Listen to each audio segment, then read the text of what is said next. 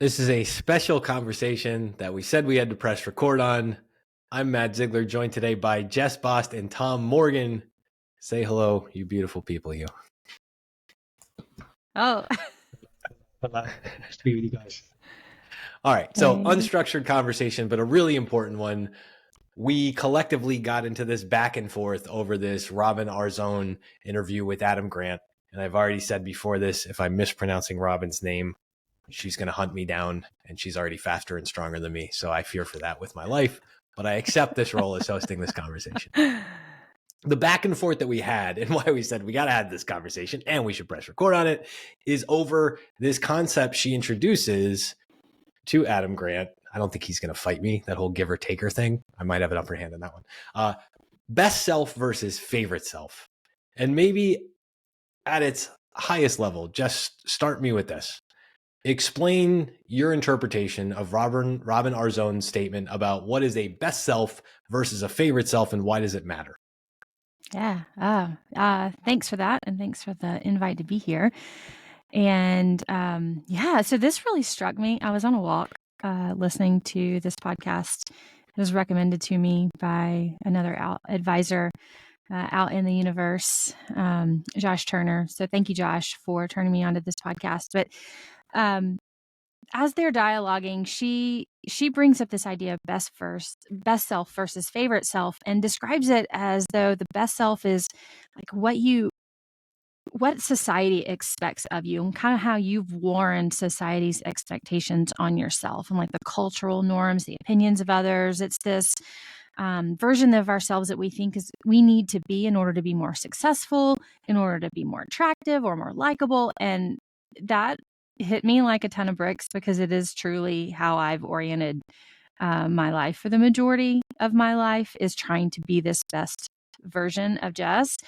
And then she put that, just starkly against this other idea of being your favorite self, which is the version of ourselves that we enjoy being the most. And it doesn't have to stand completely in opposition to what society thinks we should be, but the seeking of it, I think, was the idea behind it that really resonated with me. This idea that we can seek after the version of ourselves that would make us feel most fulfilled, the version of ourselves that is most authentic, the version of ourselves that is happiest, and to really seek after that as most important versus seeking after this idea of what society tells us we should be as most important. Okay, so Tom, it's a really important part of this, and I don't know if you know this part of the story. Robin had something very interesting, and I say this in a loving and kind way. She had something very interesting happen to her before she had this realization. Yeah.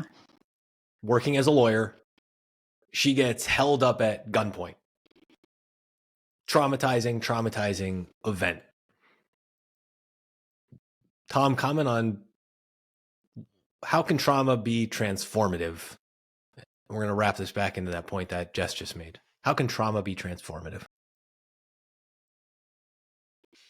There's the absolutely terrifying line that the definition of hell is on the day you die, you meet the person you could have become if you'd been trying hard. It's awful, isn't it? Awful. And there's the cliche about like, live every day if it were your last, and what would you be if you really put effort into it? And maybe trauma and the experience of like, wow, like I've been going the wrong way my whole life can be that pivot moment for you, but I'm not sure you can have that pivot moment by reading about it from other people, because then it just becomes another stick to beat yourself with. Nobody actually lives their life as if it was their last. And I think that can be another form of pressure, that, my God, I'm not maximizing. And then you fall back into the life hacker productivity trap. And so I'd reflect that maybe a traumatic pivot event is more worthwhile if it teaches you how to let go. That basically, oh my God, I can die tomorrow. So like, I should find something I can fall into that's really light for me, that's really easy for me, because I don't know when I'm going. So rather than kind of milking every day for what it is, it's just learning to be at ease with what is. How do you reconcile that, Jess, between like the society expectation of what is at ease, and then your own enjoyment of what's at ease? Can you reconcile those two for yourself? Oh, for myself. Yeah,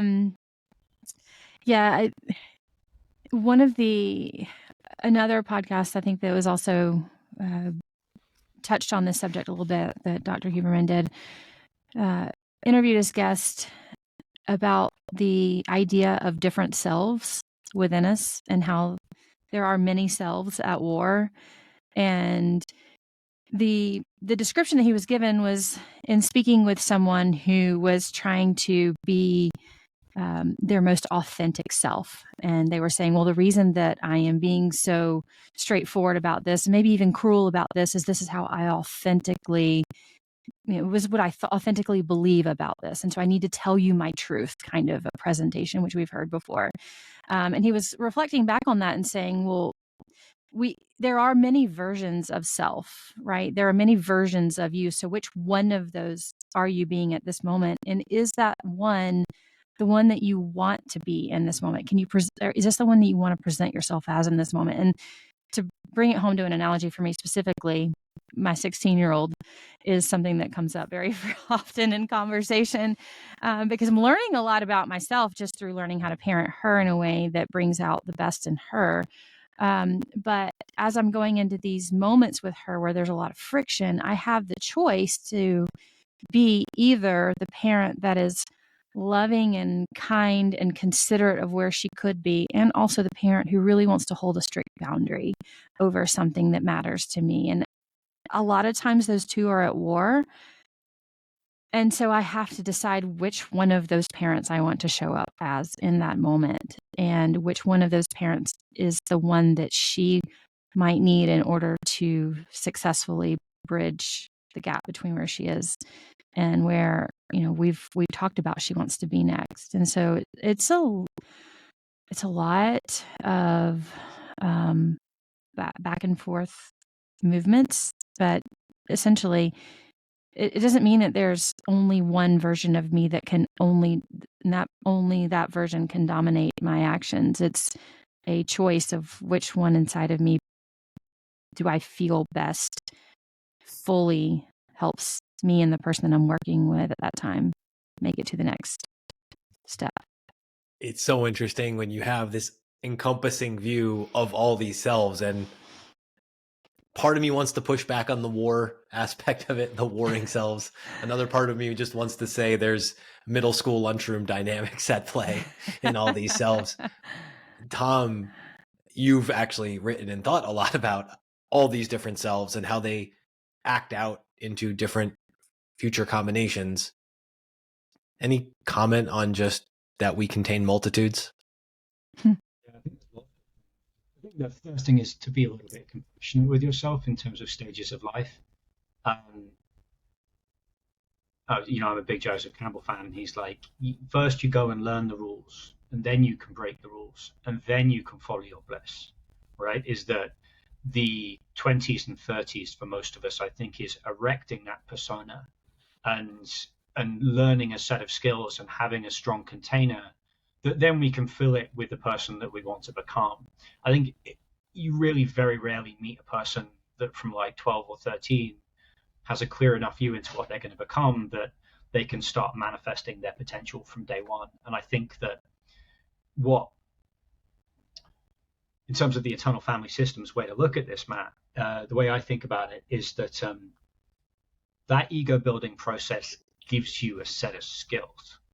But around about midlife, you may be finding that those skills haven't been deployed towards something you find meaningful. And so then you invert them. And you're like, my ego's got all this stuff and it's in charge, right? My persona's in charge, but I feel dead inside because I'm not actually deploying that towards anything I feel strongly about. And then it's not an easy process of inverting it or even finding what it is to invert it. But like, I went through it. I used to sell equity research, which required a lot of pattern recognition, good communication skills, being able to get a lot of information across quickly. And eventually I stopped caring about equity research at all. But now hopefully I use those skills to communicate things I really, really care about to people that also really care about them. So I had this part of my character, which was this very abstracted intellect, and now I've deployed it in service of something which I think serves my whole as well as everyone outside of me a little bit better than it did. Okay, Jess, at 16, and we are not going to psychoanalyze 16, but please no. Yes, for all of our sake. Entirely different rabbit trail. We can't. We won't press record on that one. We're here for you on that. Thank you. At 16, and I'm thinking specifically, and I think, Tom, you said it earlier, something about the stick to beat yourself with. And I'm thinking about the trauma, but I'm thinking about the self-actualization that comes through these processes and the society expectations of what you'll let be shown onto you versus the personal favorite things. You get a lot of pleasure from exercising, from lifting heavy things. Yeah. Did you have that at 16? When did that come out of you? To Tom's point, it was in there, right? It Where? was right. So I was an athlete. I've been an athlete my entire life. Some of it at 16 was the fact that, ladies teams didn't spend a lot of time in the weight room, right? It just wasn't our native facility for training, whereas the football team was in there every day for hours. And so those societal messages of you don't need to lift in order to be a good athlete was an embedded idea for me that I never teased out along the way. I just accepted. And so at 28, when I started CrossFit and somebody handed me a barbell, it was almost like, wait, this is important now. And so you have to acclimate to the idea that this is an important part of being strong and healthy. And then along that way, realized, wow, I really love this. And so some of the reflection that I've done along the way over the last 12, 13 years since that moment that someone put a barbell in my hands was, how can I translate this down to a younger person? And so now my 16-year-old does lift. And she's actually very strong, can deadlift over 200 pounds as a 16-year-old, clean 150. So she's amazing. And it's something that she's had as a gift now that I didn't have. So, all those kind of reiterations, reworkings, it was something that was always there as a piece of passion for me that eventually got tapped into. And to Tom's point, like that is the life cycle of being human, right? Is an introduction to something, a opportunity, a new way of looking at things. Does that resonate with something that was already there inside of you? How can I turn that into something that is meaningful for me? I continue to look at that at my 16-year-old now and have that same hope that I hold out for her as well, even though, she may not be passing math right now. It doesn't mean that she's never going to be a mathematician. It's always, I'm back to that same word, is always at war, as to what is happening and what could happen and what potential versus where will we go with this?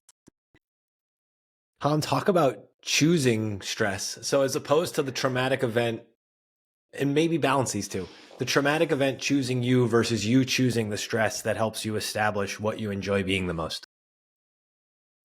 As Jess was talking, I was thinking about this random idea that I've always had from Carl Jung, which is it's your future self that calls you. So we talk about having had these passions latent within ourselves. I did Brazilian Jiu-Jitsu for about 6 months and then eventually just quit out of depression and cowardice. And I walked past the gym every day for 4 years, pretty much, because it's 2 blocks from my house. And every time I walked past it, it was like, go back, go back, go back, go back. That voice in your head, just go back, go back, go back, go back. It took me 4 years. I went back and I've now been at it for 2.5 years.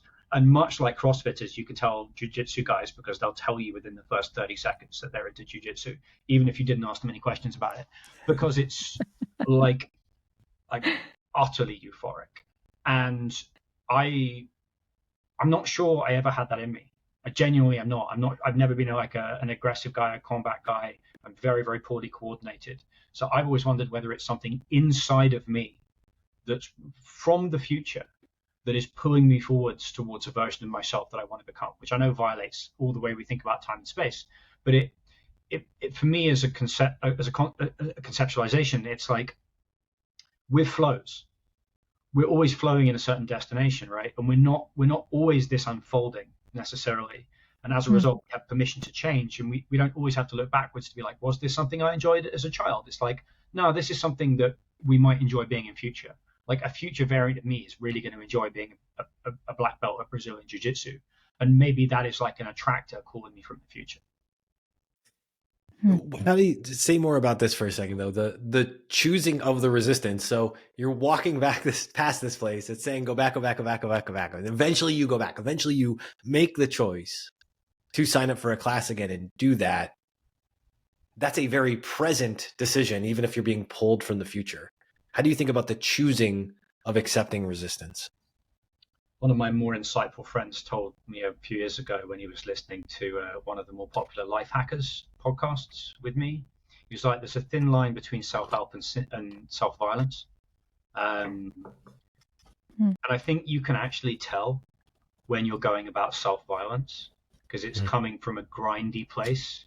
It's coming from a place where you're not enough, but if you do a bit more, you might get better. And the other side is like a challenge, that it's intrinsically enjoyable. It might not be intrinsically enjoyable at the start, but you can see how it would be. It was always that way with jiu-jitsu. Like I was just like, I can see how this will be entertaining when I get good at it, and I'll let you know when I do. I think it feels qualitatively different, and I think it comes from a different part of us. And I think there's actually a really small number of things for most people. Like I think we spread ourselves too thinly in terms of the things we can be passionate about. I'm not saying you shouldn't have a lot of passions, but I think if like I'm not a meditation guy, maybe I will be a meditation guy, but telling people you're not a meditation guy is like, it's like a heresy. Like you're like, what you don't meditate for 20 minutes every day? What, you don't want to be enlightened? You don't even ice bath? Come on. I'm into it, right? Like it didn't stick with me. And like I've now got like a much smaller group of things that stick with me that are all kind of maybe like of that genre, but they're not as effortful for me. Or if they are effortful, they're there in a very intrinsically enjoyable way rather than like self-hacking. Jess is and the war raging internal inside of you. Yes, always. Thanks for telling everybody that. Yes. Oh, God. Yeah. Again, I've already disclosed I have a middle school cafeteria. A war in the truest Braveheart sense is probably a lot better. Do you feel like you've narrowed down, and for yourself, like in this evolution of choosing the bar with the weights on it, like are you consciously narrowing the pack of soldiers on the field to help you focus in on this thing that is less society telling you who has to be on that field and more Jess marshaling, Jess bravehearting those people out into position? I think the question here is, reframe this. You can tell me whether this is the wavelength you're on as well. Is have I come to terms with my own identity of myself, right? Current identity with yourself. Current identity. We're going to give you the pass on current. Yeah. Yes. Because that to me is the strongest pull, as Tom's talking about, like the strongest center of gravity that pulls in all the things that do make sense and repels all the things that don't make sense to who I am today, currently, as a person. And so the sifting becomes a lot easier between meditation isn't for me, but these other things are for me if I know who I am and I like who I am and I'm good with who I am. And I trust who I am. And so that piece of confidence, I think, that comes through knowing myself and knowing I am good with a barbell. I am capable of parenting the 16-year-old. I am. This thing helps repel the messages that don't belong, or that wouldn't fit, or that wouldn't be helpful toward that narrative. And so there's yes, I think that's essential to this process, is to center and be good with and get tight on the identity of myself. And also at the same time, and here's the hard part, stay flexible, that could change. That, there might be another thing that gets introduced that is a little foreign, that doesn't necessarily seem like it fits or attracts immediately, but could be, to Tom's point, the future me saying, oh, make space for this.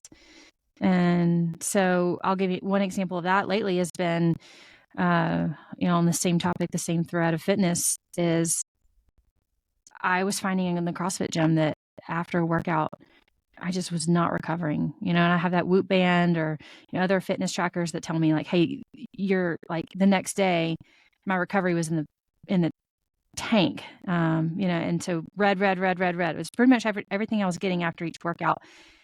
I've had to make a lot of shifts. So I don't lift as heavy anymore. I don't do as intense workouts anymore. It took me 3 months to come to terms with the fact that I am a moderately slow walker right now with some low intensity, low weight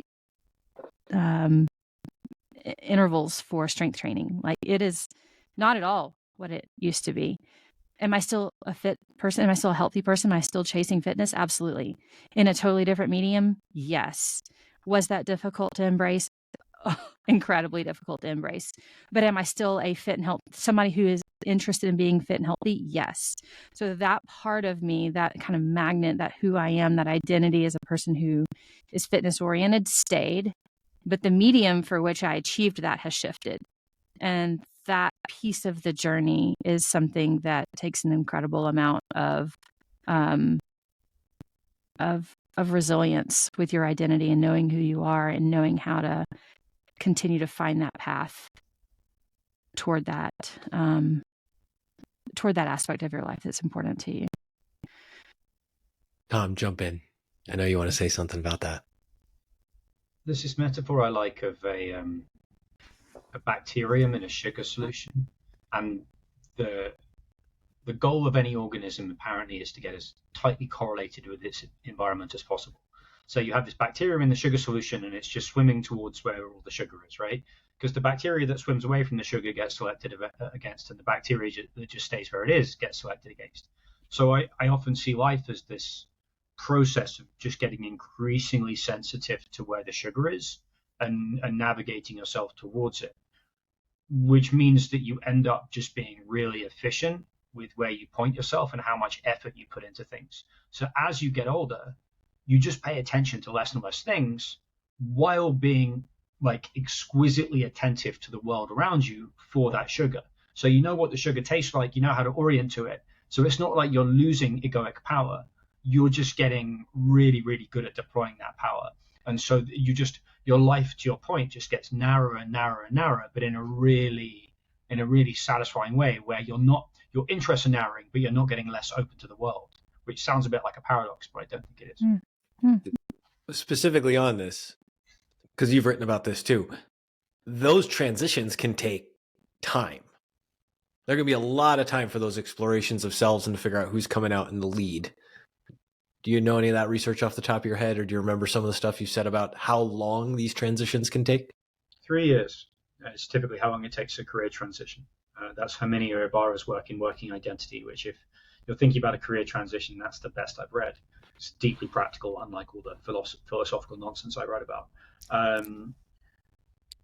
But I think part of it is, for a lot of men in particular, there's this line from Brene Brown, which is, your armor is preventing you from growing into your gifts. It's that the persona is an obstruction and has to be dissolved. And once it's dissolved, you can be open to the world and be better at taking those cues. But that dissolution process is super, super, super, super, super unpleasant, because the ego and the persona holds on for dear life, because it feels like a death, even though it's a rebirth. Jess, And I'm very curious to hear this from, I guess, I'm going to say like a female perspective, in the sense of the societal armor that you put on. And I remember this. I remember I was not a weight room kid. I had to go in the weight room for certain things in high school, like soccer and stuff like that. I have zero recollection of ever seeing a girl in my high school weight room in the 90s. Ever. Like, that was like, it might have well been like the men's weight room. And when you said this earlier, it really made me think that the armor as a limiter at the societal level and at the personal level, how'd you wrestle with that? Specifically with weight training? Start with weight training. You take it wherever you want. Sure. Okay. I'll reframe that into something that I've seen in my 11-year-old. So I have two girls, 16 and 11. 16-year-old is fully challenging. 11-year-old is not there yet. And fully challenging to you. Fully challenging to me, fully challenging the world, fully challenging. She's in that I am going to wrestle the world as if it were an alligator in my arms. So she's just taking it all on. And sidebar, I mean, she's incredibly gifted and curious and all of the wonderful things. It is difficult to parent a child like that in all the ways that it possibly could be. So 11-year-old is just not quite there yet. And so there's a lot of other things that I get to watch in her that are amusing and still at this point in time wonderful. One of the things that I've noticed recently is, so she's grown up in the gym her entire life. I've been doing CrossFit now almost 13 years. She's 11. She's been in the gym her entire life. Anytime she goes in there, whether it's for fun, whether it's with me just to hang out because I'm coaching, whether it's a competition, which she's done, she will sign up for a competition the day before, show up and win as if she has been doing, even if she's been out of the gym doing other things. Right now she's playing volleyball. She will show up, win, tell you when she's going in that she's there to beat all the boys. That's her entire motivation. Stand on top of the podium, gloat about the fact that she beat all of the boys, and walk away like fully in charge, fully aware, fully in tune with the fact that she is just great at CrossFit, whether she is or not. She's just, her persona, her ego, her identity about it is, this is the place that I own. I own this gym. She walks in like she owns it. She gets the things that she needs. She sets herself up. She's owning the space. So interesting. She started volleyball this past year, brand new to the sport. I've never been in volleyball. I don't have any context or any guidance I can give her there. She looks like an absolute fish out of water in the gym. She does not own the space. She has so little confidence. The way that she even shows up on the court, the way that I watch her move her body around in space, looks like somebody gave her a mermaid tail, and she's just trying to figure all this world out without legs. Like, wrestling mermaids, very different than wrestling crocodiles. I've been told. Yeah. She is. I mean, it's just so interesting to watch, and I have realized that for her, this non-native space, this new space, this completely foreign space for her, has completely shifted her idea of whether or not she can be good in it. We've come a long way over the past, I would say, 6 months of practices and games and competitions, to where she's a lot more comfortable now. But it is just so interesting to me, the difference between a place that she grew up in, a place that feels so familiar. The context for her is as if it were almost a second home, versus this place where she is equally capable. She is still as strong. She is still as mobile. She is still as athletic on the volleyball court as she is in a CrossFit gym, but she does not know it for herself. And to me, that journey of her figuring out that she can be has taken a lot longer than I expected it to. And I think that can be just mapped over to how I have felt as a woman in this space, and we'll call it financial services. Like, it's new to me. I didn't start it until I was 34. I started CrossFit at 28, so it took me a while in that same space. I'm telling people, like, teaching people how to do a muscle up before I could do a muscle up felt incredibly challenging at first.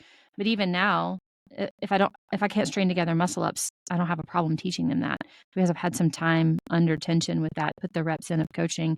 I felt the same way in financial services coming into it, which was, this is not my native space. This is not even a woman's native space.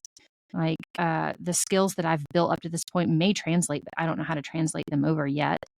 And so I'm watching and learning, but is my learning curve here maybe lengthier than if it were to seem like a native space for women or people like me? Then potentially yes. And so, I don't want to speak for all women, but for me, that's definitely been an experience that I've wrestled with a bit, pushed through, found areas where I could thrive, and then also definitely noticed areas where there have been more barriers to learning and growing than I would have liked, and had to kind of deal with that as well. So, yeah. That's so fascinating to me. And you're making me think, in telling the stories about your daughters and then you in different domains. And Tom, you've written and talked a lot about this. Learning and mentors, the roles that mentors play in these different phases of life. You don't have to psychoanalyze or take Jess or her family through any of this. But what can you tell us about what role mentors play in different life phases around these transitions, whether the resistance is choosing us or we're choosing it proactively? Well, I think one really important way to reflect what Jess just said is that you can't date all the boys, you can't date all the girls. And maybe a mentor sees something in you that you don't see in yourself that's actually real.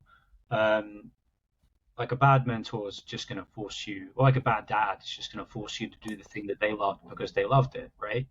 But Michael Phelps and Eliud Kipchoge are not physiologically the same. Michael Phelps is uniquely structured for swimming, and Eliud Kipchoge is uniquely structured for marathon. Now, they both trained to an incomprehensible level to maximize those gifts, but they had a niche advantage.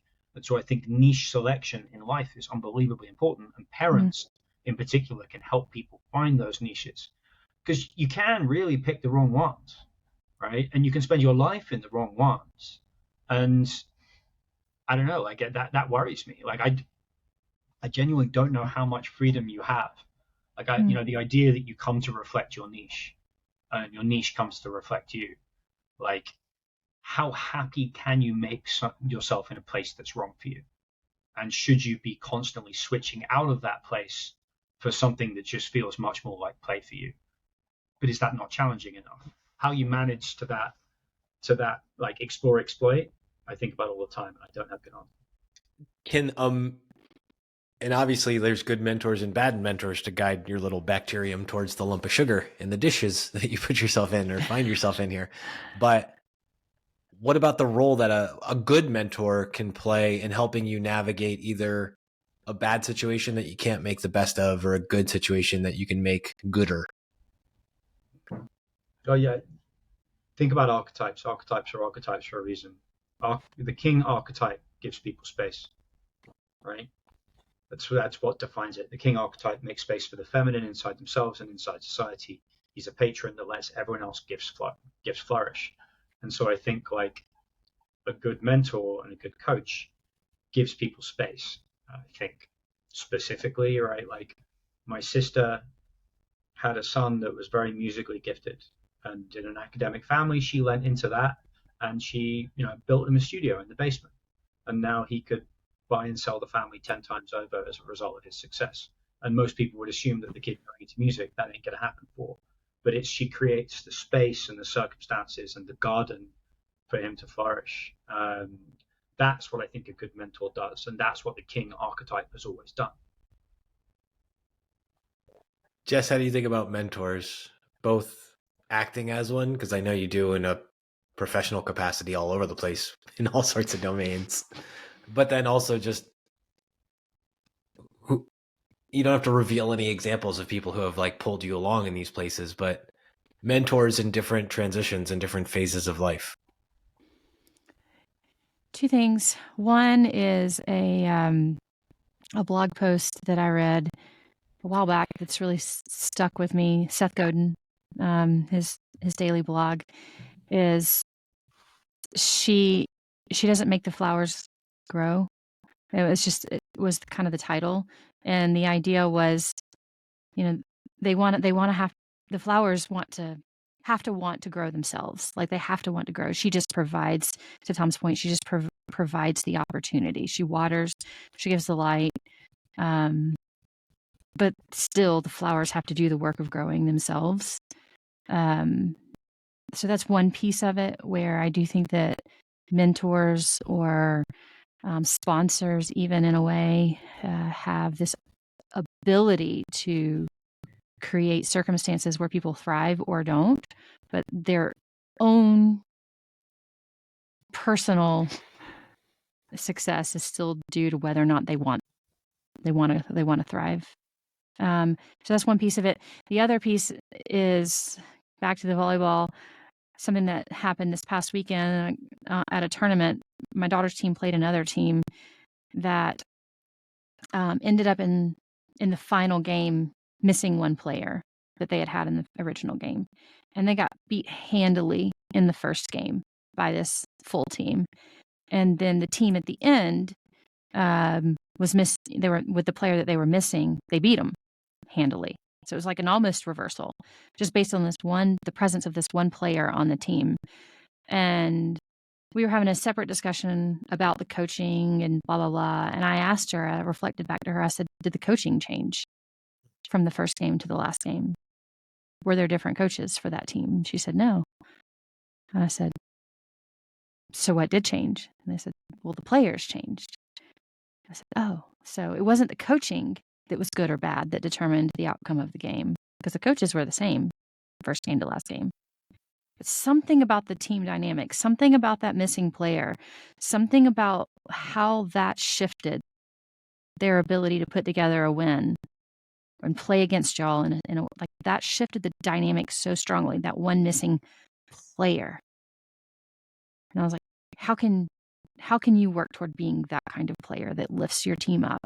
That, so it was just kind of like a separate lesson that we were talking about. But for me, the impact of that was, yes, the coaches matter, but it also, the work is the people who are doing the work, the ones coming together doing the work, maybe the team themselves still has such the opportunity to have such a powerful dynamic on the in the powerful play on the outcome of this that even surpasses the coaching or the mentoring or the sponsoring of that person.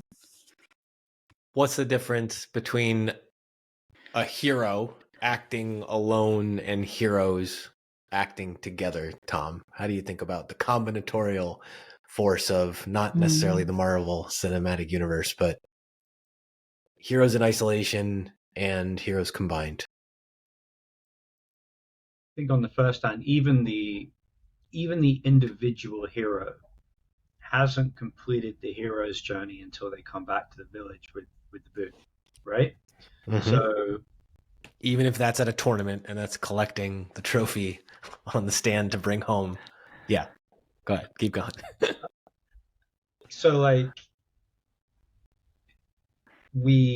our cultural definition of hero is wrong, right? It's someone who goes out and does some Herculean task, whereas the real meaning of the hero myth is someone that maybe learns something that helps the entire tribe and then comes back and tells them all.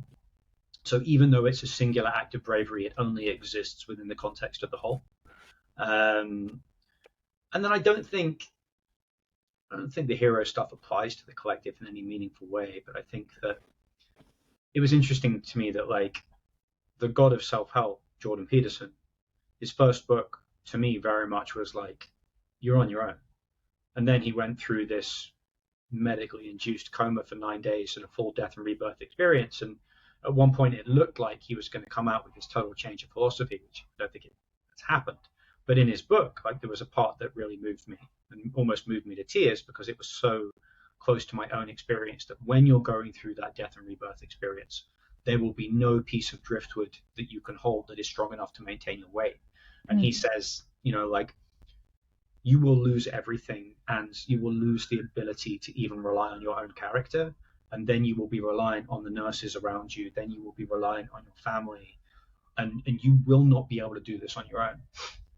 So yeah, like, the hero's journey is probably an individualist cycle, but maybe at that death and rebirth, you have to be reliant on something else around you.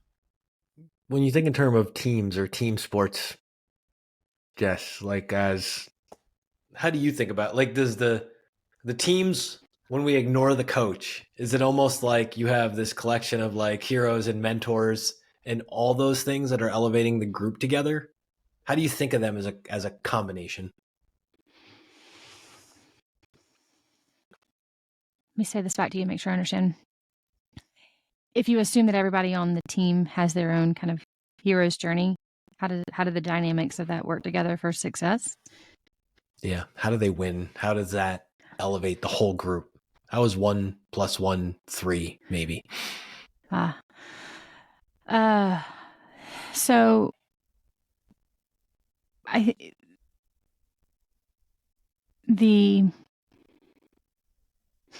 really what we're looking at here, right, is sociology versus psychology, maybe. Take a second. It's an idea of what are the dynamics of group and how are they different than the dynamics of the individual? What's important about that we need to notice and make space for, and some of that does go back to the individual piece of can we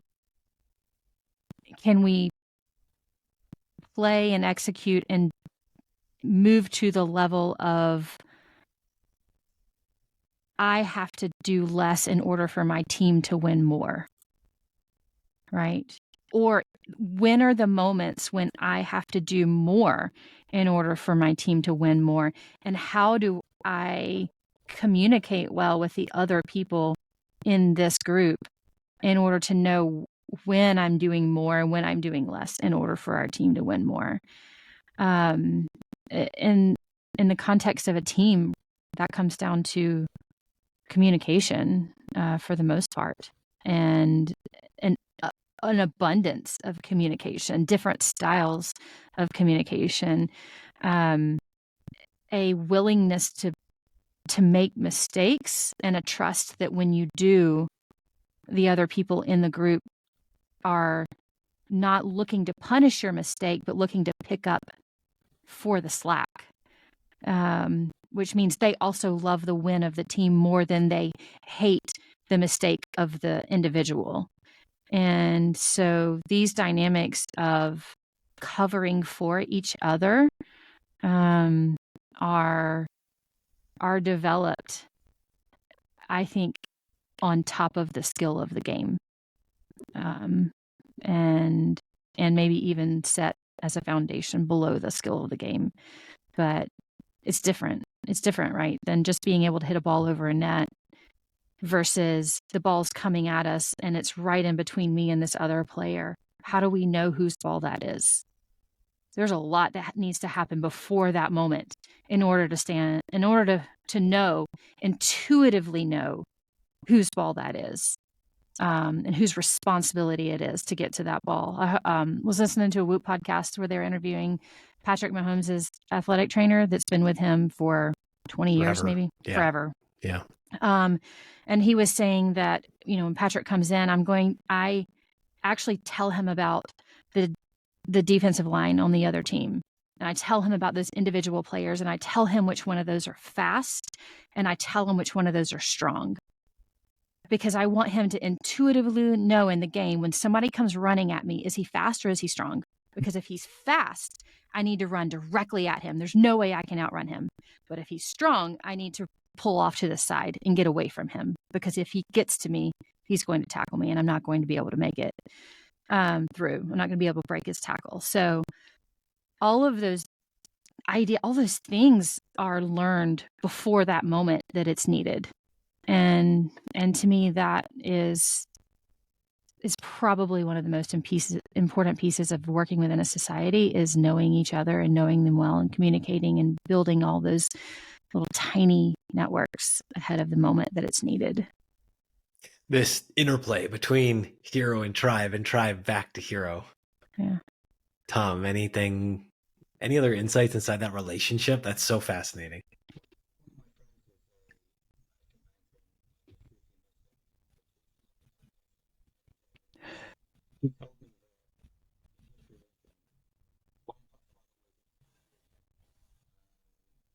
Because there's you, there's me, there's the relationship.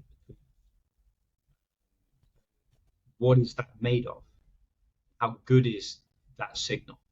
And I think that I can't work out whether this is profound or obvious, but like, how good in the great tradition of self-help, is it profound or obvious? Maybe I can make it sound more sophisticated than it is. But it's how good that third thing is will define how well you work together. And like, you talk about Patrick Mahomes and his trainer having been working together for that long, and look at teams who've been playing together for that long, is that they have a perfect theory of mind of each other, that Jess knows exactly what Tom's going to do, no matter when he moves his body this way, and it's all unconsciously held. So like, I think that's important. And I guess the so what of that would be, that's why it's so important to be really open with people, so they can get an accurate theory of mind of you as quickly as possible, right? Mm-hmm. If you're all front, they'll never be able to work out what you're thinking, and it'll be very hard to work with you. Whereas if you're like, these are my strengths, these are my weaknesses, these are my weird foibles, people can get a much better read on your theory of mind, as long as you're willing to be genuine about what that is. Yeah. Then you're accurately building that combination, that you and me. Yeah. Which is why Google said that psychological safety was the number one thing with the ineffective teams, because that basically people knew that if they exposed themselves, they wouldn't get exploited within a professional context, which I wish I could say that was the same in a lot of other places, but it's not. Sorry, Matt. No, that was... So I'm thinking back to where we started on this. Right. That expectation of creating psychological safety, that expectation of creating the, not just the 1 + 1 in the personal sense, but the 3, that extra in the space between us.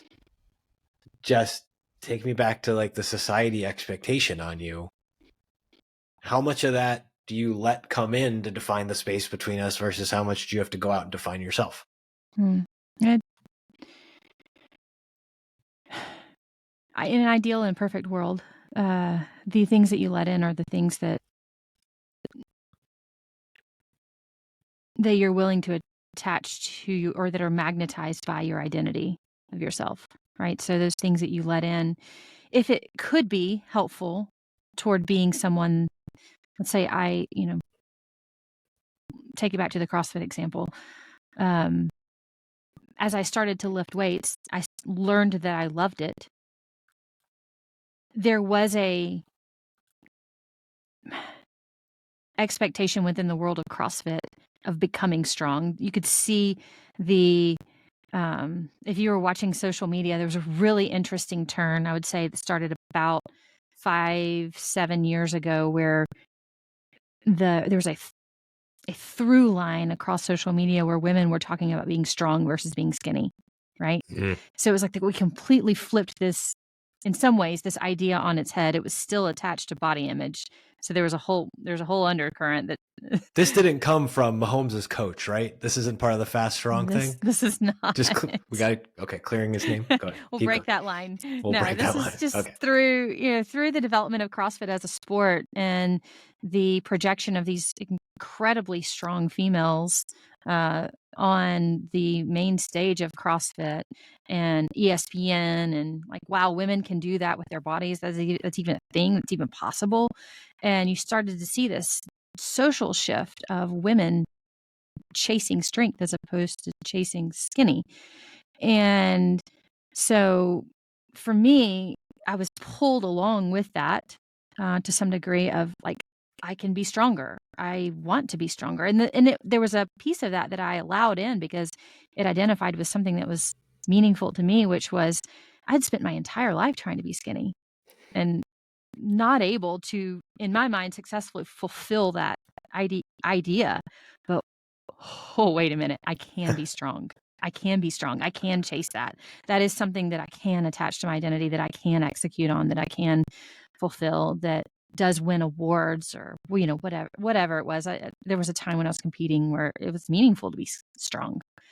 And so that piece that I let in, that I pulled into the center of me was truly who I was. And also there was this message from the outside saying that women should be that. So for me, it was kind of this perfect like match in that moment of something that society said versus something that I already wanted to be, and everything that was being taught around the idea of being strong was meaningful to me. So in that way, it was my favorite self, and it was an idea of best self being projected by society. Those two things aligned within me, and it was fine. I had no tension with that for myself. But going back to the prior to that, when all the messages from society were women need to be skinny and this size and blah, blah, blah, and it did not align with me or even there was really no way for me to accomplish that with the body structure that I am. There was always tension between those two things, and I always felt it. Whereas to that point, if I could have released that prior to that moment and focused on fitness and health, which has been a journey even since being strong, right? Yeah. Then I could have been more at one and more at peace with who I am, which was always eventually the person, to Tom's point, the future person pulling me forward was the one that wanted to be fit, the one that wanted to be healthy. And I got there eventually, but it was through some tension and then through some excitement and then eventually through fulfillment of the ultimate path. Tom, how do you see the balance between the tribe and hero Jess in that story? Like, what does it mean when those things do finally line up, when the treasure comes home and like, hey, I can achieve both of these things, and this is the me that I like, and you like me as this too? I think it speaks to ecosystem diversity. That one of the interesting ideas was like if you have a village of 150 people, you have one blacksmith, you have one musician, you have one carpenter, you have one farmer. If you don't fit those niches, you know, you're not going to maximize what you got. 8 billion people connected by the internet. That's a lot of different niches. Right? That's a lot of different healthy places that you can occupy and get paid to occupy. And, when Jess is talking, she's like, you can be healthy skinny and you can be healthy strong. They're both healthy and they're both equally valid identities. And one of them, like if you spend the rest of your life trying to be healthy skinny, you'd be miserable. And if a healthy skinny person spent the rest of their life trying to be a CrossFitter, they'd be miserable too, right? But you can extend that across almost every vertical. Physically, things are more limited, right? I think there's just a more limited range of options for us physically based on like our makeup. Mentally, there's probably a limitation on that as well, but it's like you now have more options cognitively because there's more places that you can go cognitively, digitally. And that is a sign of a super healthy system. And a super unhealthy system is like everybody's got to have this BMI. Like Right. any system that optimizes for a lack of diversity gets incredibly fragile incredibly quickly. Ooh, that's a great line. Well, me and my wife went to New Zealand on our honeymoon, and we went hiking for 3 days, and we didn't hear a single bird. And we asked why, and the guide said the Brits, always the Brits, introduced stoats, like the little rodents. Glad this wasn't a personal attack on you, Tom. I got nervous for a second. So when you get into the Australia and New Zealand, everything's a personal attack on the British. And they killed everything. They killed all the birds. And New Zealand was predominantly a bird-based culture, and one species killed everything. And that makes it an incredibly fragile ecosystem. And there was just one thing there. I want to go back through some of these notes that I made while we were talking, and I'm going to just throw a finger up or whatever and comment on this as we go. But it's just so interesting. we started off just talking about this difference between best self and favorite self, and what society expects of you versus what you enjoy being the most.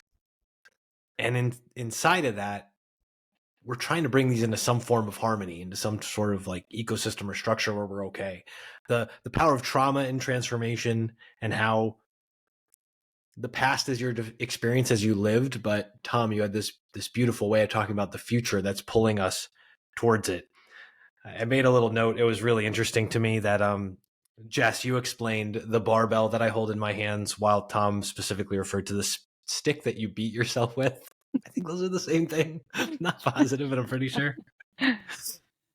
We talked about the difference between the many selves that are at war and how that changes over time. I think that connection between, Jess, what you explained is the many selves at war, and Tom, what you explained as in Campbell's sense, like you learn the rules, then you break the rules, then you choose to follow your bliss after this.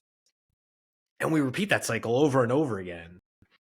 We talked about going into the weight room, both the literal one and the societal one, and the personal weights that we're called to lift, in the young sense, the weights that call us. Tom, you had the line about, and attribute this if you can, the thin line between self-help and self-violence. I think you said that. Do you know who said that? Yeah, it's my buddy John. Credit to Tom's buddy John. Because that is a profound line. Wrapping back into Tom's point, Jess, you talked about the current identity as our center of gravity and what's pulling us in to make sense. That idea of the center of gravity and what makes us good and how it pulls us into the middle, because there's the identity inside of that. And that identity is always nested inside of this larger cultural system, this back and forth between the hero and the tribe. And Tom, you made this super important point, and Jess, you illustrated it with the story about the team. The hero goes out to do the great thing, but then has to complete the journey, return back to the tribe. You got to bring the treasure home. And that could mean, in a team effort, I do the thing that advances the team's position, that doesn't punish me for going out and doing oh, I didn't pass, but I scored. Okay, great. That still helped the whole team. We could bring the treasure home. And how important that balance is, because that's what shows up. I love this explanation of the formula. 1 + 1 always equaling 3. Not sometimes, but it always equals 3. In a way, maybe it could also equal -1, but it's about that extra thing you don't see is the relationship in between us. I think this is where I'm landing on this. I see this as two things to go all the way back to the top. You need ecosystem diversity. That's in the social construct. That's in the awareness of it. There's a million niches. There's a million things we can fall down. All the rabbit holes in the world in the ecosystem diversity. But then inside of ourselves, we need an ecosystem diversity. That's this desire to have these selves, organize them in a way that's productively moving us forward and becoming that version of our favorite self, even if it's fleeting. Thank you guys so much for having this talk. Thank you. Thank you. Thank you, Matt. Yeah, the one thing that I want to make sure that I say that I've thought a lot about since writing that post, and the reflections back to me and the interest that people had with it, was how to get from asking the question of what is my best self to who is my favorite self. And one of those questions, I don't know if it's the only question, I doubt it is. One of those questions, I think, is just asking the opposite of what you're currently doing or asking yourself now. So again, a story. 16-year-old with school right now, it's been tough overall, not just math, many other subjects. Finding the resolution and the motivation to finish. And it occurred to me one day to ask the question, or to at least for a moment stop the idea of she has to graduate in order to be successful. She has to graduate. We have to graduate. She has to graduate. And I asked myself, what if she doesn't graduate? And sitting with that, I realized it wouldn't matter to me if she didn't graduate, as long as she was kind, as long as she was like proud of herself and the things that she was going after, as long as she was finding, to Tom's point, a niche that surprised and delighted and excited her for the future, and was working toward that being inside of a lane where she could express herself in the context of society in a meaningful way. As long as those values were still attached to the person that she was and was becoming and working toward, I didn't care if she graduated from high school. Like in the on the daily, in my heart, like in my like bones, I still struggle with the idea that maybe she doesn't graduate from high school. I still am hopeful that she will.